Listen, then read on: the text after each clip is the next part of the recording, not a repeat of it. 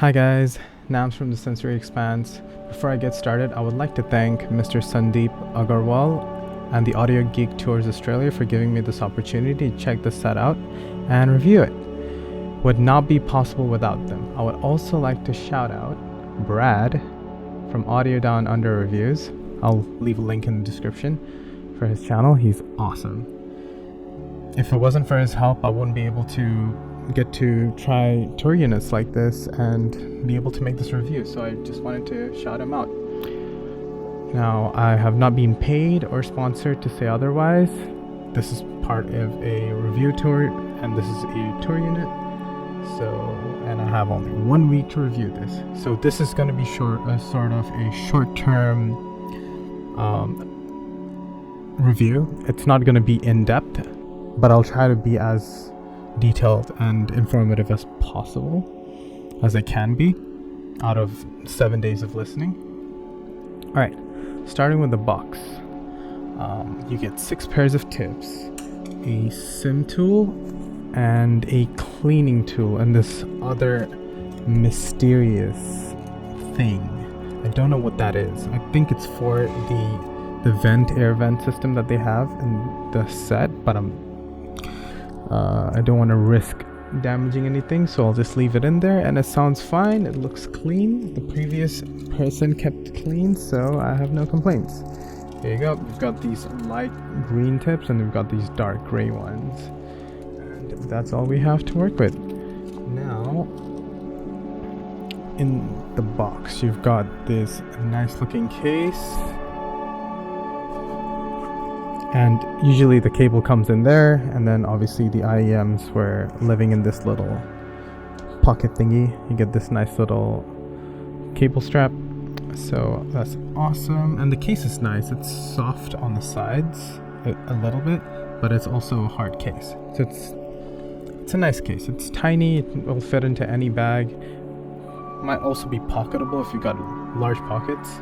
Not wearing jeans where they'll squish to death. I would not recommend that. Now, going through the actual set itself.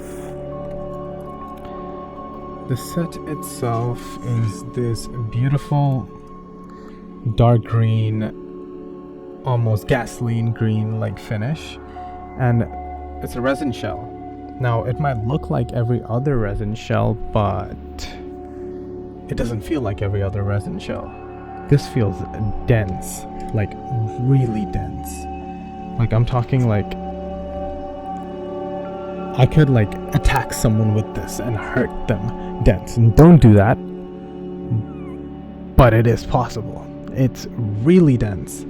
And if I can get a better angle, there we go, you can truly tell how dense it is.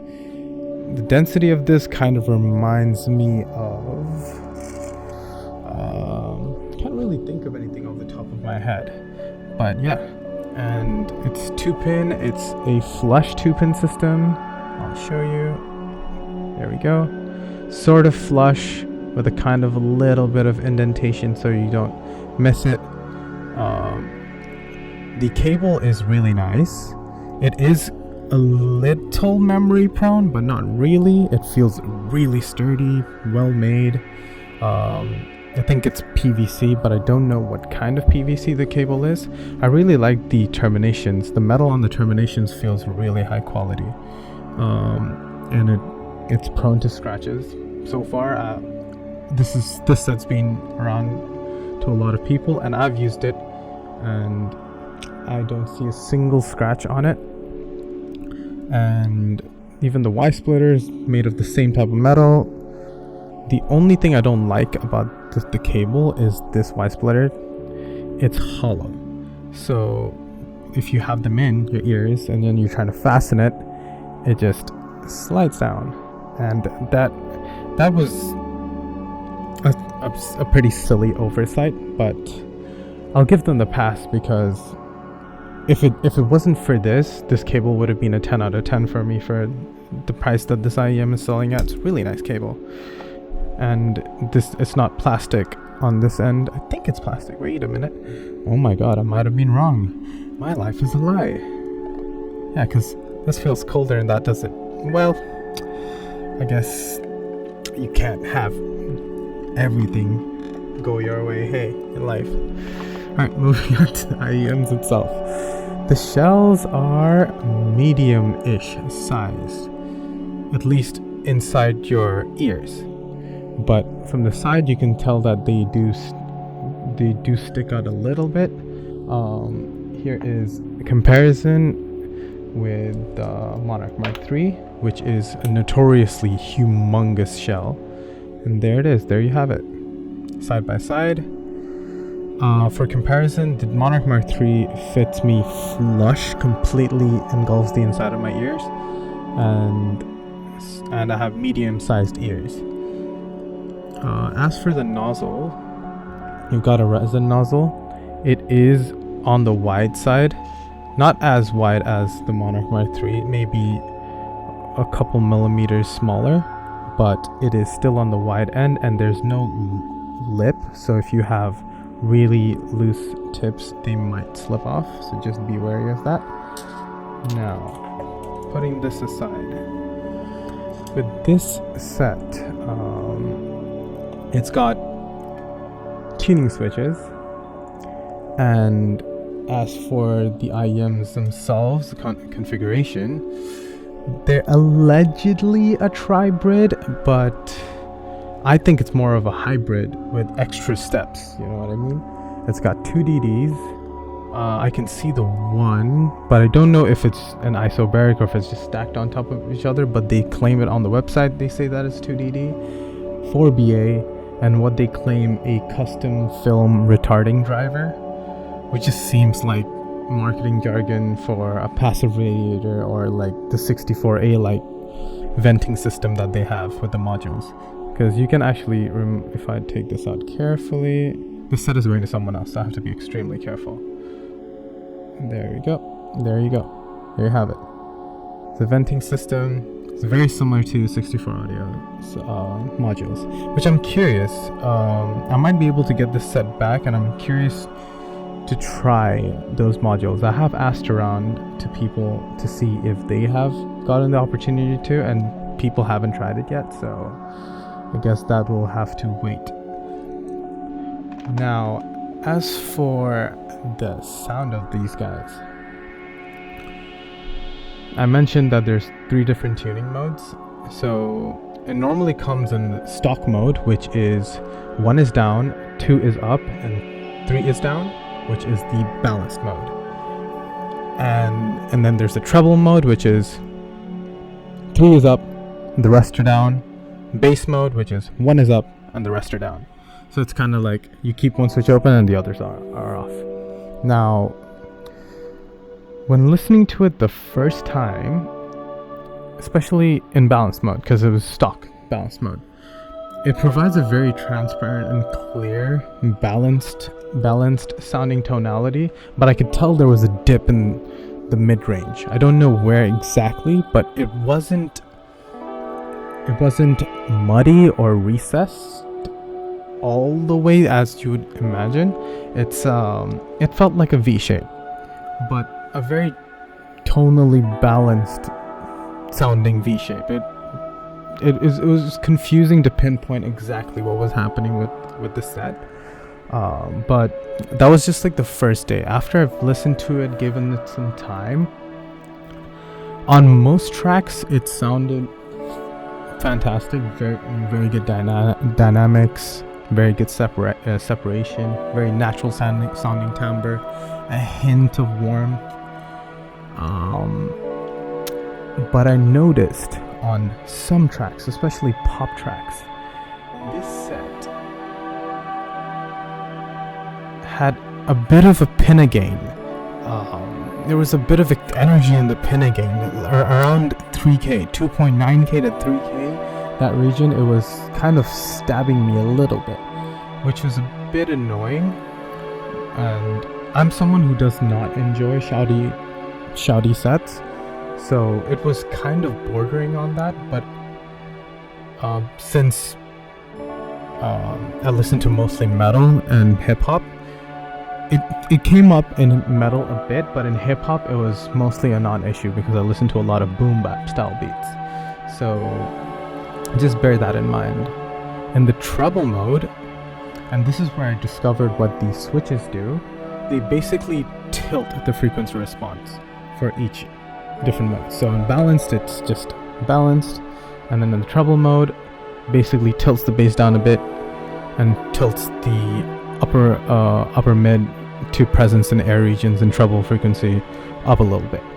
So what you'll see in the measurements later on in this video is, I assume that this mode would be a lot more airy and presence heavy while maintaining very similar timbre characteristics. I know some sets with tuning switches, when you switch on the tuning switches, it can change the timbre a little bit. It can treble can sound a bit glassy and so on. That was not an issue on this set.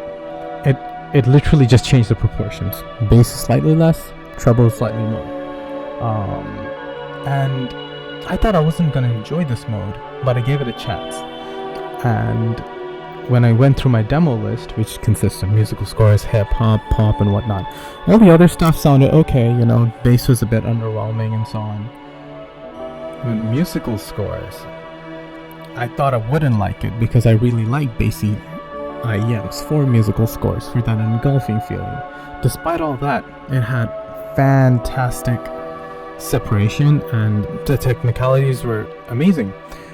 I'm not someone who usually champions technicalities because most sets nowadays tend to be good enough tech-wise. I'm not someone who nitpicks around the text too much, as long as it's got good separation and good tonality and tuning. That's all that usually matters to me, but it did stand out in this set and I was thoroughly amazed. I would put this above, let's just say, like a set like the Lecture S15. I'm only bringing that comparison up because it's very similarly priced. But yeah, I'm very impressed. The treble itself, it sounded very natural. It was just a lot more in proportion. It didn't sound glassy. It didn't sound wispy. It was neither too thick, neither too thin. And it was not sibilant, at the very least. I was impressed. Just a touch fatiguing at higher volumes, and that is as someone who is very treble sensitive, so bear that in mind. Now, the mode that's got me the most hype, which is the bass mode. This is my most favorite mode out of all of the modes, and I knew it was going to be my most favorite mode because I'm truly a bass head at heart.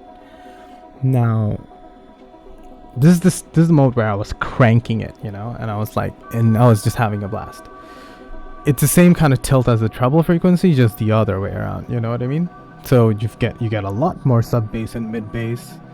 The dip kind of shifts a little bit from the lower mid range to like more in like upper mid range presence region, but it didn't change the mid character, like the presentation of the mids that much. What I could say is that the bass with boom bap tracks, it gave that sort of sense of subwoofer levels of wub wub sub bass and mid bass. It's not really your super rumbly gritty type of bass. It was very correct sounding bass, but the fun kind. It was like rubbery, fast, super quick transients, clean. It's not the gritty, slow decay, rumbly bass, which I'm normally a bigger fan of, but it was a non-issue, and I still danced along to all the hip-hop tracks that I usually listen to on my more bassier sets, or my other like hip-hop enjoying sets. So that was fantastic, and despite like being so bassy, as you'll see in the measurements, it didn't come across too boomy. It sounds a little boomy. If you're not a fan of that boominess, the balanced mode will be right up your alley, and you'll enjoy that. You'll be just fine. And then if you just that bothered, you can go to the treble mode. But the bassy mode, it's just a touch boomy, but not in a bad way. It sort of engulfs you, especially on musical scores. The bass is just everywhere around me. A perfect example would be Ludwig Göransson's Groves, that was made for the Oppenheimer movie. Man, that was a great time. It was a lot of fun. So, and the bass it's rich, but it's not like too rich. It's like the perfect amount of rich. It's like a balanced, like thick bass, but not too thick. It's just got the right amount for me.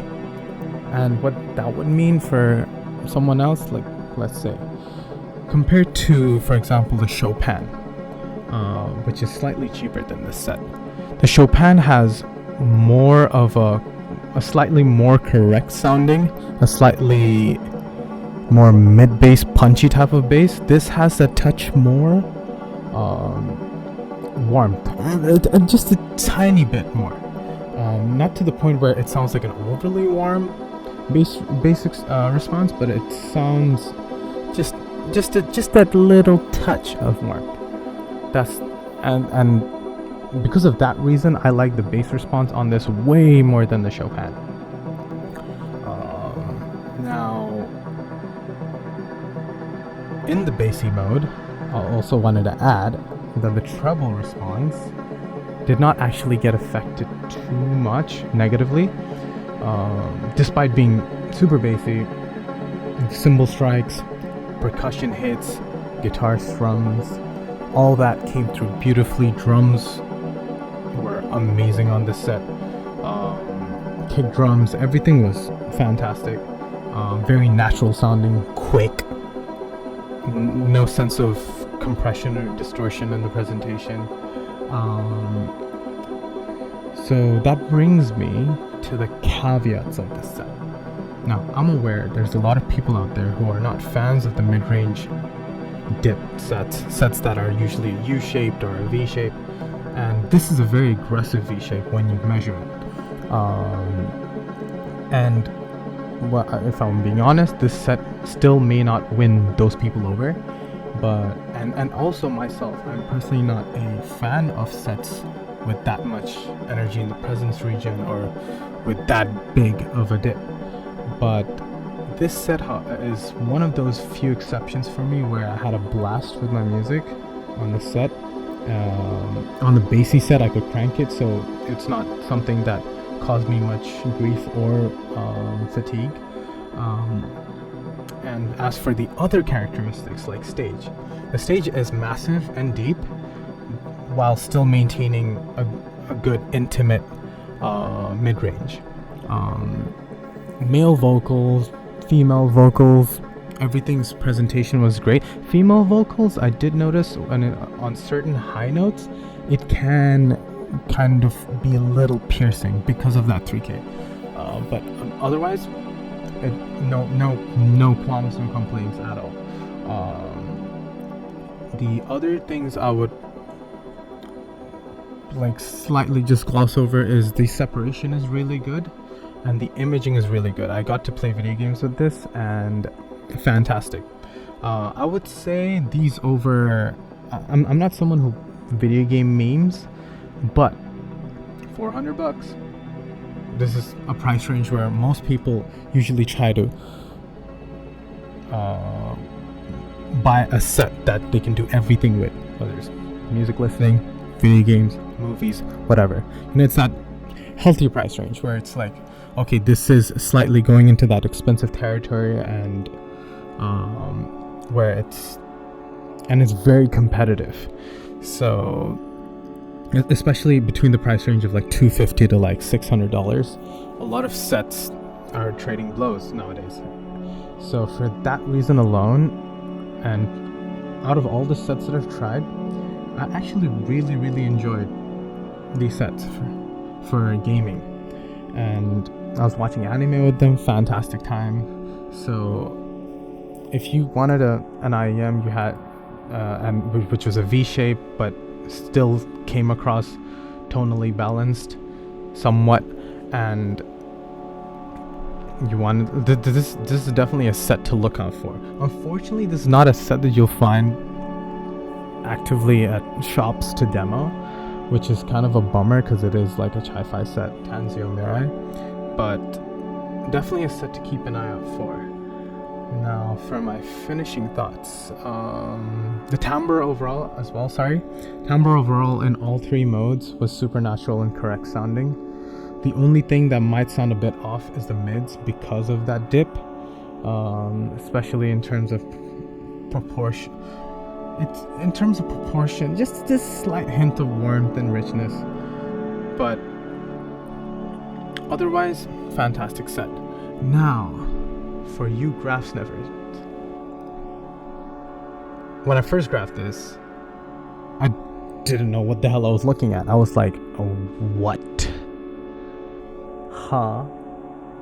It looks like the most aggressive V shape I have measured. And I'm like, why does it sound like that?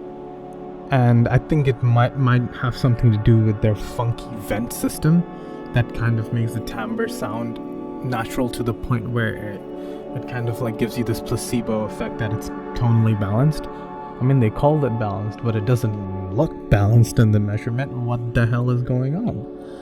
So, and the fact that I was picking up something that was bothering me in the presence region, when I measured it, I saw that 3K peak. And then I was like, wait a minute. Something ain't right. Something looks goofy. And a fellow Discord member from the Gizaudio Discord, from Timmy's server, pointed out that doesn't the graph look like the diffuse field? And I was just like, damn. And there you have it. It's literally an IEM that's tuned to diffuse field with a huge bass boost. And that blew my mind. I was like, I've tried sets that measure close to the diffuse field and I've absolutely hated them. So this IEM was, there's plenty of IEMs I've tried which I didn't agree with the graphs, and the graphs are not the whole story. Obviously, you need to try it yourself. The graphs don't tell you how the timbre is going to be, what the presentation is going to be. You'll only know the proportionalities, right? So it's one of those sets that opened my eyes to trying sets that I might have been scared away from by looking at graphs. And it has definitely put Tansio Mirai as a company on the map for me. And I'm definitely keeping an eye on them because some of their other IEMs look kind of funky. The RGB one, I don't know what's going on there. But this set, I'm super impressed. And if you are looking for a V-shape, and this is right up your alley, there's nothing that scares you away while looking at that graph, I definitely recommend this set. Now that's it for the review. I wanted to keep it short and concise so as to not bore you to death. Let me know what you guys think of the set. Have you guys had a chance to try it? Do you want to buy the TSMR-X? Let me know in the comments. If you have other questions regarding this set, do let me know, because obviously, I unfortunately couldn't get as detailed in this review. But I will try my best to answer all comments. Now, you know what's up. If you like the review, please leave a like. If you dislike it, then dislike it. If you want to see more content like this, feel free to subscribe. It will really help the channel out since I'm new and I'm still adjusting to the whole content creating thing. And I would highly appreciate it. This is Nams from the Sensory Expanse, and I'm out.